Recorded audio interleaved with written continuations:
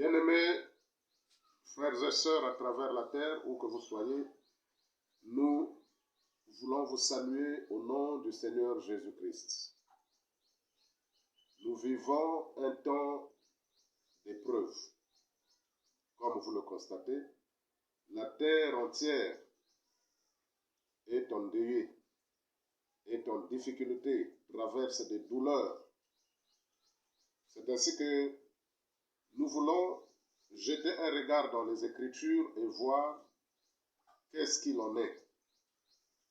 Mais avant d'aller dans la parole, nous voulons partager avec vous un petit moment dans la prière.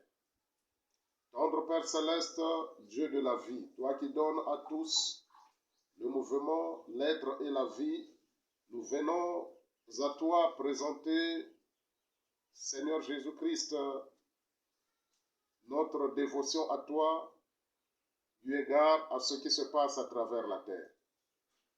Lorsque Daniel lisant les Écritures de Jérémie, alors qu'il se trouvait à Babylone, il comprit par les Écritures que le temps n'était plus. Seigneur, lorsque nous regardons nous aussi dans la Bible, la Sainte Bible, nous comprenons qu'il n'y a plus de temps. Nous te prions, Seigneur, comme ce fut en Égypte, lorsque les fléaux s'abattaient sur les Égyptiens, Israël était dans la cachette appelée Goshen.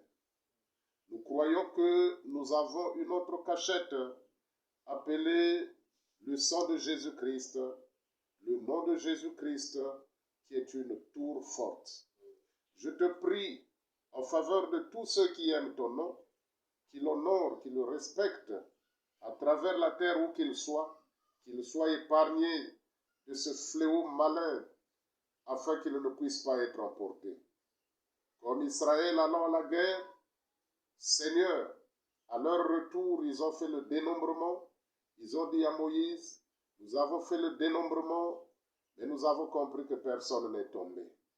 Lorsque le fléau passera, ô Dieu, quand nous ferons le dénombrement, nous ne voulons pas entendre qu'un de nôtres soit tombé par ce démon.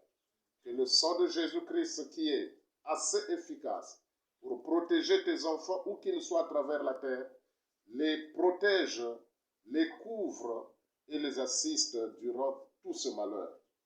Nous recommandons ce temps entre tes saintes mains, dans le nom de Jésus-Christ. Amen. Amen.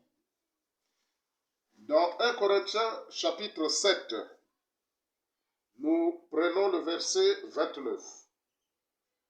Voici ce que je dis, frères, c'est que le temps est court, que désormais, ceux qui ont des femmes soient comme n'en ayant pas, ceux qui pleurent comme ne pleurant pas, ceux qui se réjouissent comme ne se réjouissant pas, ceux qui achètent comme ne possédant pas, et ceux qui usent du monde comme n'en usant pas, car la figure de ce monde passe. Bien-aimés, le temps est court. Tel est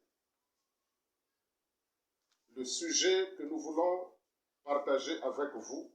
Le temps est court. En réalité, tenant compte des éventualités, des événements qui sont en train de courir sur la terre, nous comprenons que réellement le temps est court. Le temps est court pour l'épouse de Christ. Le temps est très court. L'apôtre Paul déjà, 2000 ans avant aujourd'hui, voyant l'imminence de la venue du Seigneur Jésus-Christ, poussé par le Saint-Esprit, sous l'impulsion du Saint-Esprit, s'écria, le temps est court. Il arrive de fois de penser que j'ai encore suffisamment de temps de me faire baptiser. Mais l'Écriture dit, le temps est court. Il arrive de fois où nous pensons, j'ai encore assez de temps pour aller me repentir. Mais l'Écriture dit, le temps est court. Il arrive des fois où peut-être nous nous disons, nous reportons à demain ce que nous pouvons faire aujourd'hui. Se faire baptiser, par exemple, chercher le Seigneur, croire en Jésus-Christ. Mais malheureusement, nous pensons qu'il y a encore assez de temps. Mais la Bible est claire en disant le temps est court. Évidemment, le temps est court. Lorsque nous voyons le monde aujourd'hui, comment les gens sont imposés par la maladie, de rester chez eux, de rester dans leur maison, de rester sans avoir contact avec les autres. Les églises sont fermées. Il y a beaucoup de gens qui avaient le cœur sur les églises. Aujourd'hui, toutes les églises, que ce soit catholique, que ce soit protestant, ainsi de suite, tout ce qu'on connaît comme église, aujourd'hui fermé, pas seulement ici au Congo, mais à travers la terre. Ça montre que le temps est court. Bien-aimés, le temps est vraiment court, réellement court. Beaucoup de gens sont négligents. Ils se sont livrés à la volupté, ils se sont livrés à la sodomie, ils se sont livrés à tout ce qu'on appelle plaisir de la terre, plaisir de la chair. Mais je vous dis que même pour ça, le temps est court. Pourquoi un si grand apôtre pouvait-il crier comme ça, le temps est court? Parce qu'il a vu que même ceux qui étaient mariés, à cause des temps qui étaient courts, devaient se comporter comme n'ayant pas de femme, à cause des temps qui étaient courts. Ceux qui vendaient devaient se comporter comme si ne vendant pas. Ceux qui achetaient devaient se comporter comme n'ayant rien, ne possédant rien. Et en conclusion, l'apôtre dit, la figure de ce monde passe. Évidemment, la figure de ce monde est au point de passer. Question seulement de jeter, d'être sérieux, de regarder en face de nous, autour de nous, ce qui se passe. Nous comprendrons que réellement, il n'y a plus de temps. C'est ce qui veut dire, le temps est court. Jésus-Christ, quand il était sur la terre, disait déjà, en rapport avec les événements du monde, dans Matthieu chapitre 24, au verset 22, il dit ceci, Matthieu chapitre 24, verset 22. Jésus-Christ disait déjà, Matthieu 24, verset 22, et si ces jours n'étaient pas abrégés, personne ne serait sauvé. Ça, c'est poignant. Si ces jours n'étaient pas abrégés, personne ne serait sauvé. Mais à cause des élus, ces jours sont abrégés. Devant nous se trouve un grand événement qui est en train d'abréger les jours. Je ne crois pas que, après que ce fléau soit passé, le monde continuera à garder la même figure. Je ne pense pas. Aujourd'hui, où nous sommes en train de parler, aucune entreprise mondiale n'est en train de fonctionner.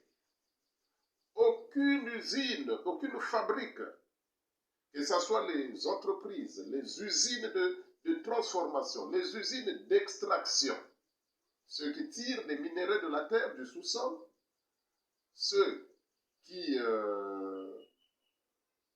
exploitent le sous-sol du monde entier, ceux qui prennent les matières premières pour les transformer, aucune usine à travers la terre n'est en train de fonctionner.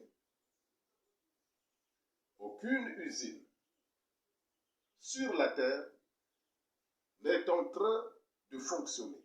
Tout est à la baisse. Tout est aux arrêts. Tout est calme. Tout est arrêté. tout est fini. Et vous vous imaginez combien de milliards de dollars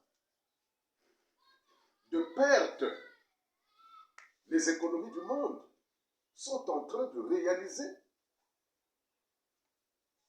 Combien de milliards de dollars les économies sont en train de réaliser de pertes? Le monde, les économies du monde sont en train de défaillir. Les économies du monde sont en train de chuter. Les économies du monde sont en train de faire des pertes. Lorsque nous prenons, nous ne pouvons pas nous étaler ici pour parler de tout ce qui se passe sur la terre, mais je voulais juste prendre l'économie des États-Unis, puisque c'est l'économie la plus forte. L'import, c'est-à-dire faire venir les marchandises de l'étranger vers son pays, n'existe pas. L'export, prendre les marchandises de son pays pour envoyer dans d'autres pays, n'existe plus. Et combien de véhicules dans les parcs automobiles? Là, il y a même un scientifique qui a dit que la quantité de gaz carbonique dans le ciel a baissé. On peut respirer l'air pur parce que toutes les usines sont fermées. Et ces économies, surtout l'économie de l'Amérique, Donald Trump a même voulu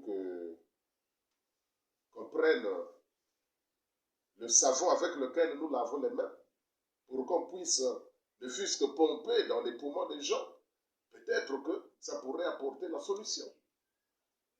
Un président d'une grande nation, l'homme qui est entouré de savants de toutes sortes, incapable devant quelque chose qui est en train de s'abattre sur la terre.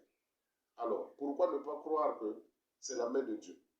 C'est la main de Dieu devant laquelle aucune autre réflexion ne peut tenir. Les économies ne seront plus les mêmes après cette pandémie. Le monde va basculer dans un autre système économique.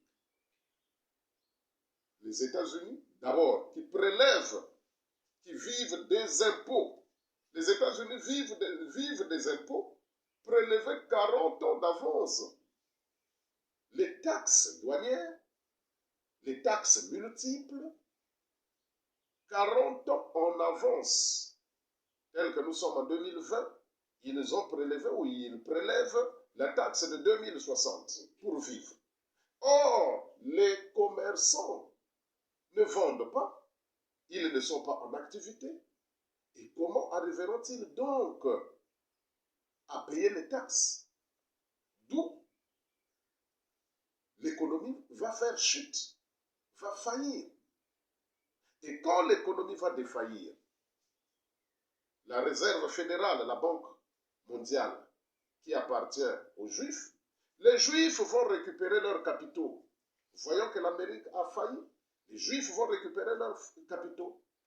Et le seul qui sera capable, d'ailleurs comme il l'avait dit le 26 octobre 2006, lors d'un conseil pontifical, le pape au Vatican avait proposé 4 solutions. Il avait voulu que le monde soit dirigé par une entité qu'il a appelée une autorité publique universelle, c'est-à-dire un président mondial. Ensuite, il a proposé qu'il y ait une banque centrale universelle mondiale. Il voulait récapitaliser les banques et il voulait prélever les taxes sur tout ce qui se passe sur la terre. Voilà 4 propositions que le pape avait déjà émises en 2006. Et là encore, il est en train de convoquer le monde le 14 mai 2020. Il dit, je vous attends à Rome. Il appelle toute personne de bonne volonté. Ça veut dire que toute personne qui ne se présentera pas est de mauvaise volonté. Il ne peut pas collaborer avec lui. Mais toute personne de bonne volonté est attendue à Rome par le pape. pour introduire ou signer un pacte. Mais je ne suis pas encore là. Lorsque les économies vont faillir, au sortir de cette crise, tout le monde déclare. Or, le seul qui a la capacité de pouvoir aider les autres, c'est celui qui a travaillé pendant longtemps. De l'an moins, je veux dire, moins 600 avant Jésus-Christ, jusqu'à 476 après Jésus-Christ, l'Empire romain a gouverné le monde. Donc pratiquement plus de 1000 ans. A gouverné le monde, c'est ce qu'on appelle Empire romain païen. Et à partir de 476, 1500 ans après, Rome a gouverné le monde. C'est le temps où les empereurs, ou disons le pape, a commencé. Et le monde, en 476, lorsque l'empereur Constantin a accepté le christianisme, voilà que l'empire romain païen a basculé, s'est transformé en empire romain papal. Et c'est toujours Rome, pendant 1500 ans, il a gouverné le monde. Toutes les richesses de la terre se sont dirigées vers Rome.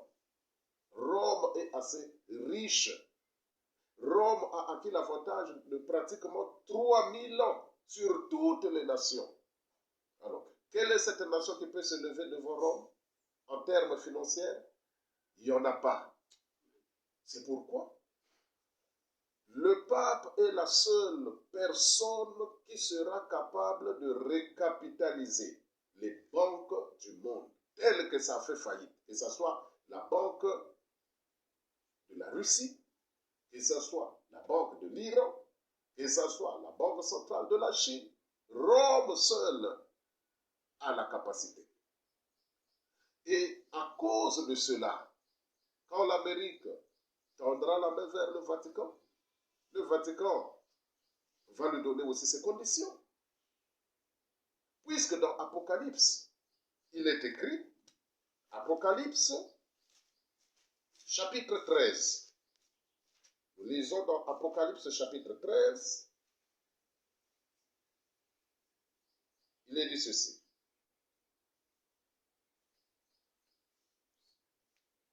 Apocalypse, chapitre 13, verset 15. Et il lui fut donné d'animer l'image de la bête. Ici, il est question de l'Amérique. C'est lui qui va animer l'image de la bête, afin que l'image de la bête parlât. Lorsque l'Amérique va recevoir des subventions, l'argent des États-Unis, on va lui dire de vanter la bête. Comme l'Amérique est une nation protestante, elle se constitue en image de la bête. Or, une bête et son image, c'est la même chose. C'est comme quelqu'un qui a sa photo. Tu ne peux pas avoir une photo si de l'autre côté, il n'y a pas une réalité. La réalité, c'est la bête qui est Rome. Et l'image, c'est les États-Unis, avec sa religion protestante. Alors, l'image de la bête a fait que l'image de la bête parle et qu'elle fit que tous ceux qui n'adoraient pas l'image de la bête fussent tués. Ça, c'est très important. C'est question d'adoration parce que Satan aime l'adoration. Depuis le ciel, il a toujours voulu l'adoration. Dans Ézéchiel 28, il voulait élever son trône. Il est venu clairement à Jésus. Il a dit, si tu te prosternes et m'adores. Et son ambition,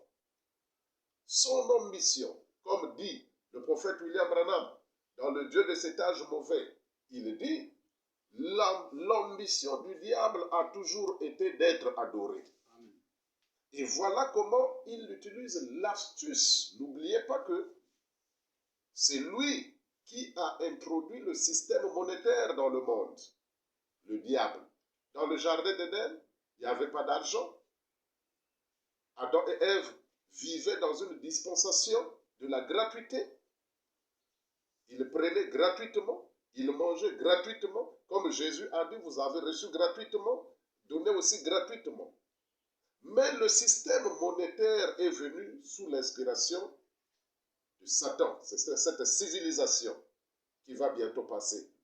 Au ciel, la civilisation ne sera pas basée sur les termes d'échange.